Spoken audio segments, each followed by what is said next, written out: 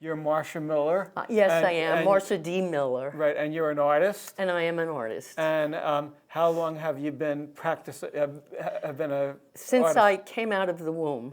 Oh, wow. I'm also an art therapist as well. Oh, wow. Yeah. And did you study art in school? Yes, I did. I went to the University of Hartford Art School, and then I got my master's at the College of Nurse in art therapy. And unfortunately, this exhibit is coming down Tomorrow. Yeah. But I wanted people who didn't get a chance to go to Town Hall, Greenburgh Town Hall, to be able to appreciate your work. Thank you. So what we're going to do is we're going to look at your exhibits, and then you could describe some of them. My husband was a veteran, Dr. Michael H. Miller, and he passed away in December 2022. And this was the first piece that I did about Agent Orange. This is Michael in here, and there's an airplane and so forth. It just got me started doing artwork again. And could you tell us about I can tell you about this one. This is one of the first ones I've done. It's called Shore Waters, and it's like a reflection of the sunset. But if you'll see, there's little pixelations, and there's motherboards, and it's sort of a statement.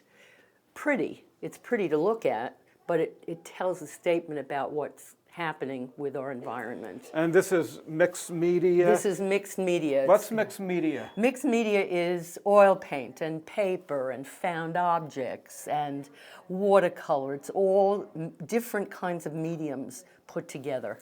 And it's monotype collage? Monotype collage is something like this. It's a one-time print, monoprint, and then I go to it afterwards. This is someone playing the piano from above, and I collage over it. Do you have any exhibits coming up? Hopefully this year. I have to work on it. Is it tough for an artist to get exhibit space? You have to work at it. You have to work at it because you have to get your work to the people, to the galleries. And, putting it on the internet is wonderful. And Sarah Bracey-White, who's the head of our arts committee, indicates that sometimes she has waiting lists over a year long. Yes, I'm sure. I was very pleased because I thought I was going to put one piece in 3 of her shows each. And then when she saw my artwork, she says, no, you're going to have November and December. So it's been here for 2 months. I really think you're a fantastic artist. Thank you so much. When I saw this piece over there, I was blown away. I said, this is really, it's magnificent. Thank you so very much. So you should be very, very proud of yourself. You said you're an art therapist also? I'm an art therapist. Was an art therapist. I'm retired now. What does an art therapist do? An art therapist works with people. I worked with adolescents, and you have them draw a theme that you come up with, a creative theme, and in the drawing, all of the defenses that you put up when you're talking to someone go away. So a lot of things come out in the paintings, and then they talk about their work, and if it's a group, the group talks about their work. It's very interesting. And it helps. It's therapy. I had a question, and this is maybe a stupid question. No stupid questions. When I look at this, it's bright, it's cheerful, and could you tell the mood of an artist by the colors of their work? Because this is definitely like upbeat, and when you see this, you'll say, "Oh, this is great."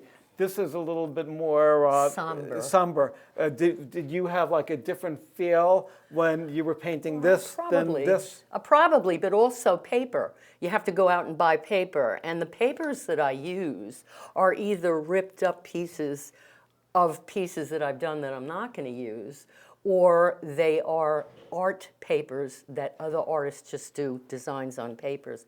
So it depends on the papers that you use. And I use abstractions within and outside of the drawing so that it makes you work hard when you look at it to see it. So let's keep going. Okay. You choose. This I sold. This is a jester. and he was very popular. And this was a charcoal drawing, and I added collage with beautiful collage papers that other artists had created, and or I created my own with them. When artists exhibit, is it frequent that you sell, or do you go into a gallery figuring you probably aren't going to sell? And how? Well, a gallery takes you on hoping that you will sell, and when I've been in galleries, I've sold, and when I have a show, I usually sell several things, and I did. I sold several things. I sold the Jester, and I sold the piece I'm looking for, which I can't find at the moment. How do you decide what the prices should be? Well, my resume is down there. Oh no, it's over there. Yeah. I've been doing this for many, many years, but seriously since 1978. And depending upon what the galleries that have had me in their gallery have chosen as a price for me, and I've sold, you have to keep. Oh, so the you prices. have an idea. You have to keep your prices, regular. Otherwise, people would never go to a gallery to buy the artwork. They come to you because you would charge them less. So I guess that's when you exhibit at a gallery, the management of the gallery, they have an idea how much it could go for, and then after a while, if you've been doing it long enough, then you sort of have an idea what the price would be. Yeah.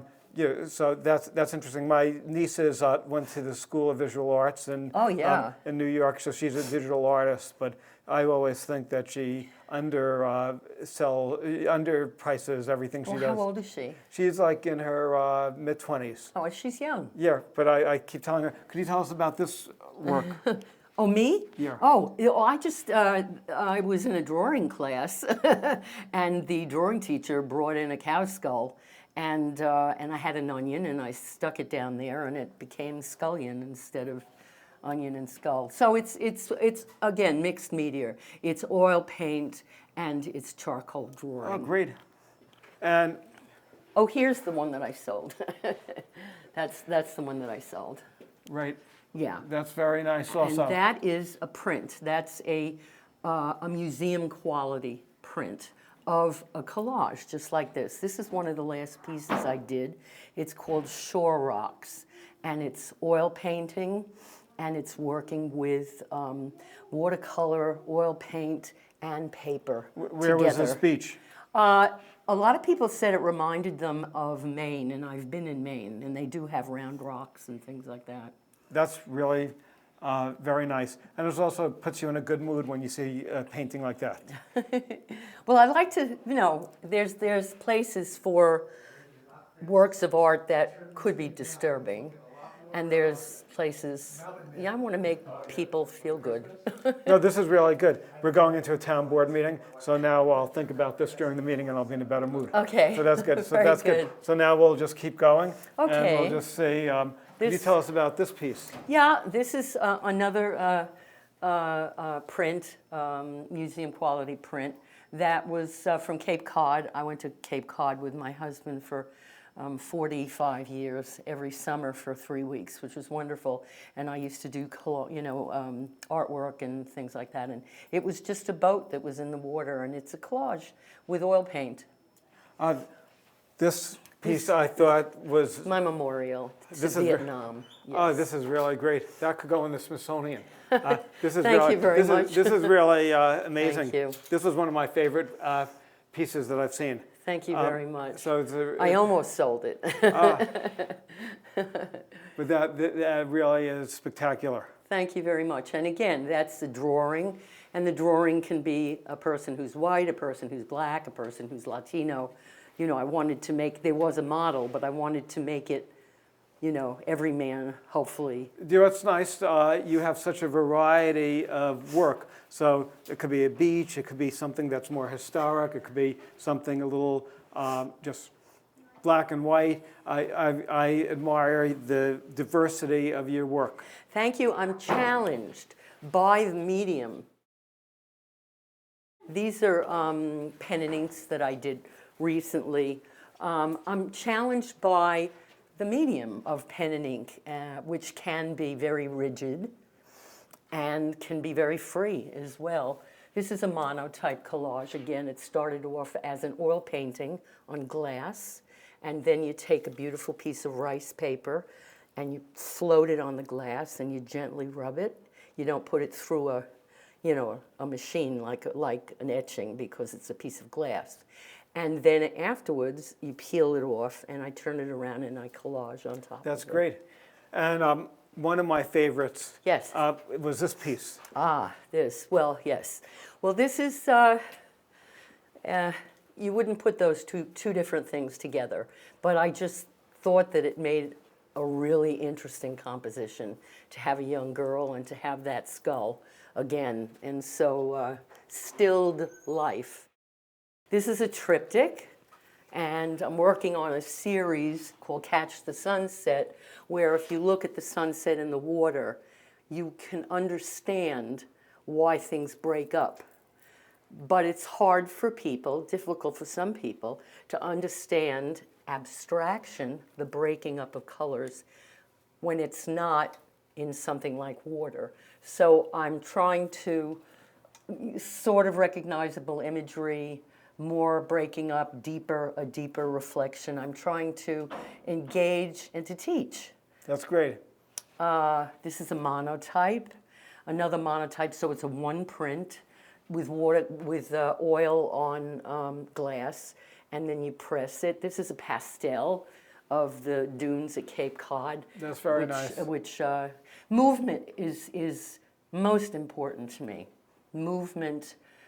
Even in a still picture, there's some movement, and whatever medium I'm using, I like to.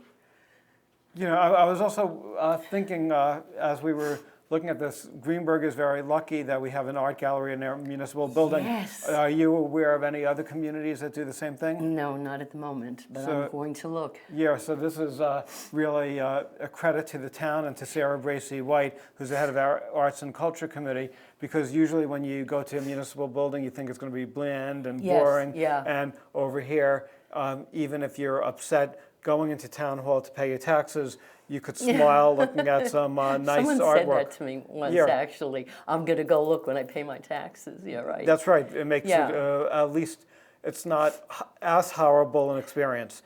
I am starting a business, actually, which is what I call an invitation or announcement cover business, where I don't do the inside announcements, but I do the black and white, a black and white drawing, which then the person buys and takes to the printer great. and has it done.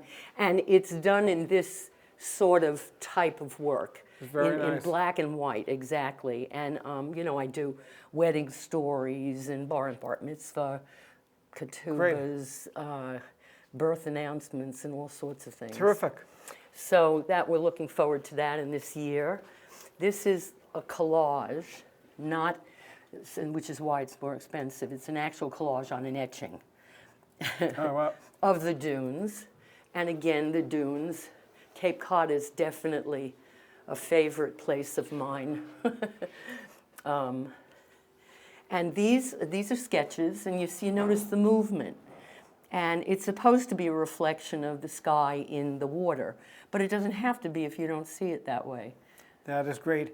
Well, this is really appreciated, and I'm really so delighted to have met you. When I saw your work, I was like so enthusiastic, and I want to show you one more thing. Okay. Thank you. And then, and this one. This is a very detailed collage with lots of strands of paper, and again, mixed media. Terrific. Well, thank you so much for joining us. Thank you and, so much. I really appreciate your exhibiting here, and hopefully. I was honored to have my exhibit here. Really Yeah. am. Well. And hopefully next year maybe she'll do it again. Yeah, or maybe I'll see your work at the Metropolitan Museum Oh, of Art. wouldn't that be lovely? You never I would know. love that. So good. So Yeah. thanks a lot. Thank you so much. Thank you. So I'll see you, lovely. and again, thanks for joining us. Thank you very much, and thanks, Terrence.